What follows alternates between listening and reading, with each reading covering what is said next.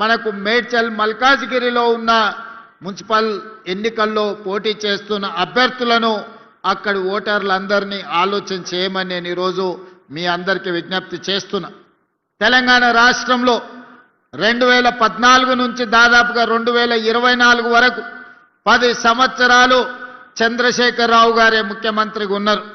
వారి కుమారుడు తారక రామారావు గారే మున్సిపల్ శాఖ మంత్రిగా ఉన్నారు. అదేవిధంగా కేంద్రంలో నరేంద్ర మోడీ గారు 3వసారి ప్రధానమంత్రి అయిండు. 12 సంవత్సరాల నుంచి ప్రధానమంత్రిగా కొనసాగుతున్నాడు.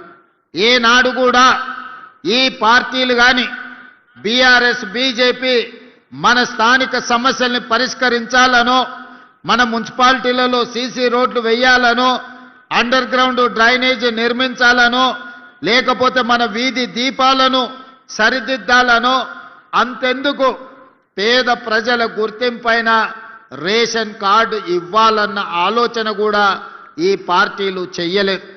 ఇవాళ వార్డు మెంబర్ అయినా, సర్పంచ్ అయినా, మున్సిపల్ ఎన్నికలైనా భారతీయ జనతా పార్టీ నాయకులు మా మోడీ గారిని చూసి ఓటేయండి అని అడుగుతున్నారు. నేను ఒక్క మాట అడగదలుచుకున్న బీజేపీ నాయకులను, పెళ్లి పెద్దను చూసి పిల్లనిస్తే పిల్లగానోడు పనికిరానోడైతే సంసారం చేసేది ఎవరు అని నేను అడుగుతున్నా. పెళ్లి పెద్ద మంచి చెడ్డ చెప్పడానికే ఉంటాడు కానీ సంసారం చేయాల్సింది, కుటుంబాన్ని నడపాల్సింది పెళ్లి పిల్లగాడే తప్ప పెళ్లి పెద్ద కాదు. అందుకే ఇవాళ మీ మున్సిపల్ ఎన్నికల్లో కౌన్సిలర్లు కానీ కార్పొరేటర్లు కానీ ఈరోజు మీ సమస్యల్ని పరిష్కరించాలి అంటే మోడీని చూసి ఓటేస్తే ఈ గల్లీలో ఉండే బోడిగాడు మనకు పని చెయ్యకపోతే పోయి మోడీని అడగగలమా మనము? అదేవిధంగా ఈరోజు బీఆర్ఎస్ వాళ్ళు మొన్న జరిగిన శాసనసభ ఎన్నికల్లో అధికారం పోయింది. ఆ తర్వాత పార్లమెంట్ ఎన్నికల్లో గుండు సున్నా వచ్చింది. ఆ తర్వాత సర్పంచ్ ఎన్నికల్లో మీరందరూ కాంగ్రెస్ పార్టీ కార్యకర్తలు కలిసి బీఆర్ఎస్ పార్టీని బొందదీసి పాతి పెట్టారు. ఇక మా వల్ల కాదు కాంగ్రెస్ వాళ్ళతో గెలుచుడు, కాంగ్రెస్ తో పోటీ వడుడని బీఆర్ఎస్ వాళ్ళు పోయి ఈరోజు అడ్డా మీది పైల్వాన్లను బీజేపీ వాళ్ళను అరువు తెచ్చుకున్నారు.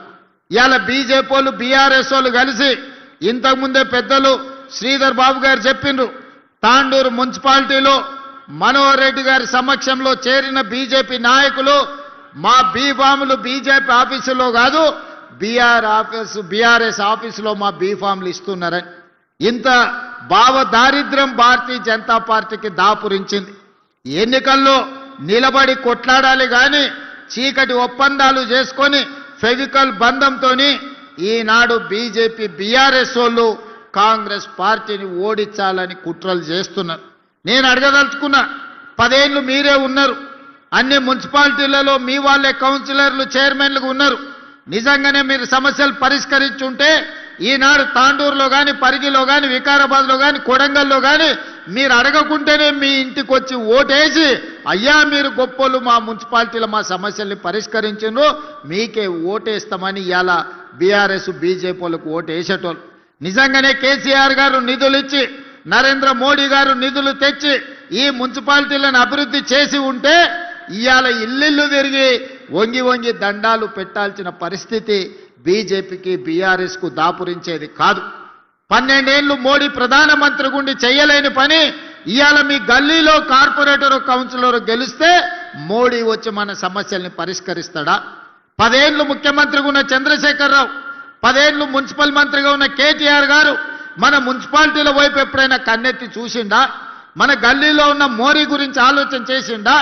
మన గల్లీలో కరెంటు లైటు వెలిగిందా లేదా అని ఎన్నడన్నా చూసిండా? ఏ రోజు రాలే. కానీ ఇవాళ చావు బతుకుల మధ్యలో ఆ పార్టీకి ప్రజలు తద్దినం పెడుతుంటే ఇవాళ రేపు వచ్చి తాండూరులో ఓట్లు అడగడానికి వస్తుండంట. ఇన్నేళ్ల తర్వాత మేము గుర్తొచ్చినమా అని నేను అడుగుతున్నా. ఇన్నేళ్ళు ఈ వికారాబాద్ ప్రాంతం, ఈ తాండూరు కొడంగల్ ప్రాంతం ఏ రోజన్నా మీకు గుర్తొచ్చిందా? మా ఓట్లే కావాల్సి వచ్చినాయి కానీ మా సమస్యల్ని మీరు ఎప్పుడన్నా పట్టించుకున్నారా అని చెప్పి నేను బీఆర్ఎస్ వాళ్ళని అడుగుతున్నా. ఇంతకుముందు పెద్దలు ప్రసాద్ గారు ఒక మాట చెప్పిండ్రు.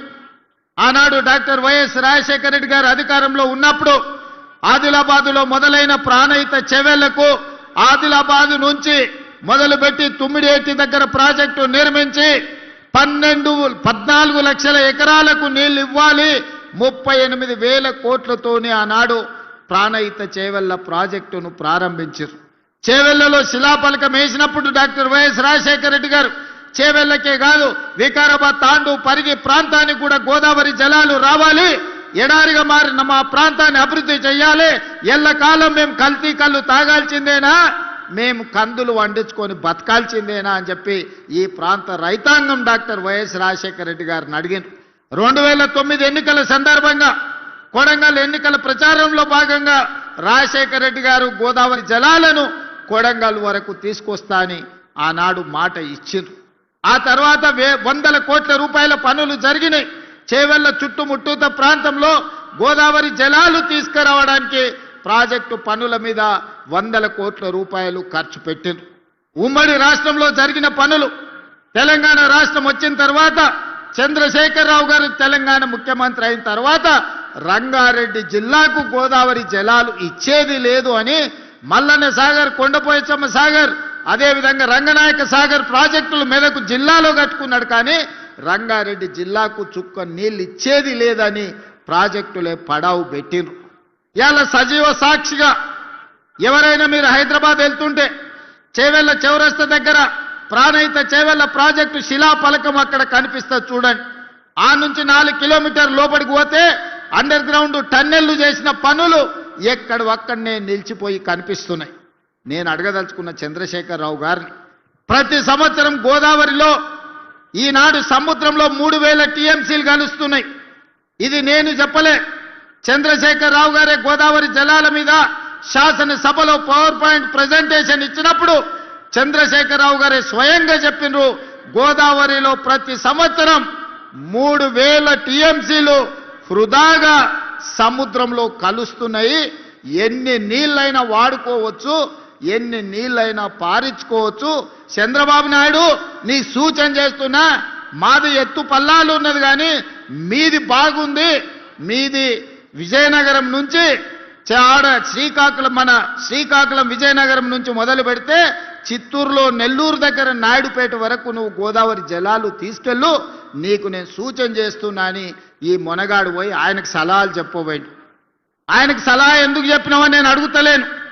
ఈనాడు గోదావరి జలాలలో 3,000 టీఎంసీలు సముద్రంలో కలుస్తుంటే కళ్ళు అప్పగించి సూచనవు కానీ 3,000 టీఎంసీలలో ఒక 300 టీఎంసీలు మా రంగారెడ్డి జిల్లాకే ఇస్తే 30 లక్షల ఎకరాలకి నాడు తాగునీరు వచ్చి ఉండేది కదా. ఏం పాపం చేసిన మా రంగారెడ్డి జిల్లా వాళ్ళని నేను అడుగుతున్నా. ఇవాళ మా కొడంగల్, వికారాబాద్, తాండూరు, పరిగి, చేవెళ్ల, మహేశ్వరం లాంటి నియోజకవర్గాలు, ఇబ్రహీంపట్నం లాంటి నియోజకవర్గాలు ఇవాళ తాగునీరు, సాగునీరుకు అల్లాడుతున్నాయంటే 10 సంవత్సరాలు తెలంగాణ రాష్ట్ర ముఖ్యమంత్రిగా మీరు మాకు చేసిన ద్రోహం కాదా అని నేను ఈ వేదిక మీద నుంచి సూటిగా వారిని అడుగుతున్నా. ఎందుకు ఉమ్మడి రాష్ట్రంలో సమైక్య పాలనలో సీమాంధ్ర పాలకులు మంజూరు చేసి పక్క రాష్ట్రమోడు మనకు నిధులు ఇచ్చి అనుమతులు ఇస్తే సొంత రాష్ట్రంలో పుట్టి పెరిగిన తెలంగాణ ఉద్యమకారుడు అని చెప్పుకునే చంద్రశేఖరరావు రంగారెడ్డి జిల్లాకు గోదావరి జలాలు రాకుండా ఎందుకు అడ్డుకున్నాడో ఇవాళ రంగారెడ్డి జిల్లాలో మేము నాయకులమని చెప్పుకునే సబితా ఇంద్రారెడ్డి గారు సమాధానం చెప్పాలి. కాంగ్రెస్ పార్టీ సింబల్ మీద గెలిచి 10 ఏళ్ళు అధికారం అనుభవించి అన్ని హోదాలలో సంపాదించుకొని 2014లో 2018లో కాంగ్రెస్ పార్టీ మీకు అండగా నిలబడితే 2018 కాంగ్రెస్ బీ ఫామ్ మీద గెలిచి మీరు బీఆర్ఎస్ పార్టీలకు పోయినప్పుడు వారు ఏం చెప్పిండ్రు? రంగారెడ్డి జిల్లా అభివృద్ధి కోసమే పార్టీ ఫిరాయిస్తున్నా అని చెప్పిండ్రు. మరి నిజంగానే అభివృద్ధి కోసం పార్టీ ఫిరాయించుంటే చేవెళ్ల ప్రాజెక్టును పూర్తి చేయడానికి అనుమతులు, నిధులు ఎందుకు తీసుకురాలేదు? ఈ రోజు రంగారెడ్డి జిల్లా ప్రజలకు సబితా ఇంద్రారెడ్డి గారు సమాధానం చెప్పాలి. నిన్నమన్న వారు వస్తున్నారు, ఎన్నికల్లో ప్రచారం చేస్తున్నారు. మీరు చేసిన ద్రోహానికి ఈ ప్రజలను కలిసే నైతిక అర్హత సబితా ఇంద్రారెడ్డి గారికి ఉన్నదా అని నేను అడుగుతున్నా. ఇవాళ ఈ జిల్లాను చంద్రశేఖరరావు ఎట్లాగూ మనోడు కాదు, చంద్రశేఖరరావు పరాయోడే. చంద్రశేఖరరావు పక్క చూపులే చూస్తాడు, పక్క రాష్ట్రం కోసమే పనిచేస్తాడు. రోజమ్మ పెట్టిన రొయ్యల పులుసు తిని రాయలసీమను రతనాల సీమ చేస్తా అని చెప్పిండు చంద్రశేఖరరావు. కానీ రంగారెడ్డి జిల్లాలో ఓట్లు సీట్లు అన్ని బీఆర్ఎస్కి ఇస్తే గోదావరి జలాలు మనకు తీసుకొస్తాని చెప్పలే. పాలమూరు రంగారెడ్డి పూర్తి చేసి నీళ్ళు ఇస్తా అని ఊరిచ్చి లక్ష్మీదేవి పల్లికాడ భూసేకరణ కూడా చేయలే. ఆడ పెద్ద రిజర్వాయర్ కడతా అని చెప్పిండు. మా రామ్మోహన్ ఎప్పుడు కలిసినా కూడా మనం ఏదైనా చేసి లక్ష్మీదేవి పల్లిలో భూసేకరణ చెయ్యాలి, అక్కడ ప్రాజెక్టు కట్టాలి అని చెప్తున్నాడు.